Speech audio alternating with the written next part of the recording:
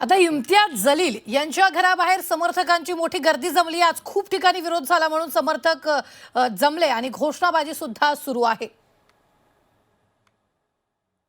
ही मोठी बातमी आपण आताच्या क्षणाची पाहतोय। सध्या इम्तियाज जलील यांच्या घराबाहेर समर्थकांची मोठी गर्दी जमलेली आहे। आज खूप ठिकाणी विरोध झाला म्हणून समर्थक जमलेत। घोषणाबाजी सुद्धा समर्थकांची सुरू असल्याचं पाहायला मिळतंय।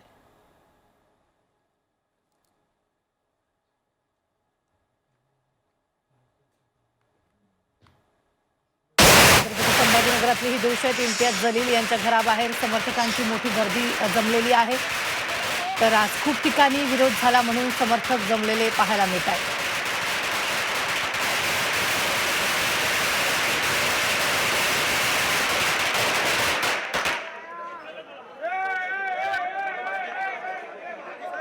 तर संभाजीनगरमधलं हे चित्र आपण सध्या पाहतो आहोत। संभाजीनगरात सध्या घराबाहेर जलील समर्थकांची प्रचंड गर्दी जमलेली आहे। संदर्भात ताजा अपडेट देत आहेत आपले प्रतिनिधी विशाल करोळे। विशाल, काय घडलंय?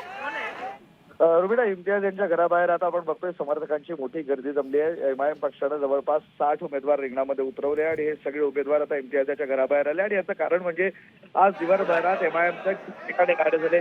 इम्तियाज यांनी जवळपास 20 टक्के जे जुने नगरसेवक होते त्यांचे तिकीट कापले, त्यामुळे अनेक ठिकाणी इम्तियाज यांना विरोध झाला। त्यांचे फोटो काढण्यात आले, त्यांचे बॅनर काढण्यात आले। ठिकठिकाणी इम्तियाज जलील यांच्या विरोधात घोषणाबाजी करण्यात आली। त्यामुळं कुठंतरी इम्तियाज जलील हे शक्ती प्रदर्शन करण्याचा प्रयत्न करत आहे। या माध्यमातून पक्ष त्यांच्या सोबत आहे, जनता त्यांच्या सोबत आहे दाखवण्याचा प्रयत्न करत आहे आणि त्यामुळे समर्थकांनी मोठ्या प्रमाणात त्यांच्या घराबाहेर गर्दी केलेली आहे आणि इम्तियाज जलील जिंदाबाद हे सगळे नारे लावत आहेत। एमआयएम या पक्षाचा संभाजीनगरच्या निवडणुकीमध्ये महत्वाचा रोल असणार आहे। इम्तियाज यांच्या डाव्यानुसार 25पेक्षा जास्त त्यांचे नगरसेवक निवडून असं ते म्हणत आहे आणि त्यामुळं त्यांच्या समर्थकांमध्ये, त्यांच्या पक्षाच्या कार्यकर्त्यांमध्ये एक वेगळा जल्लोष असल्याचं आपल्याला पाहायला मिळत आहे।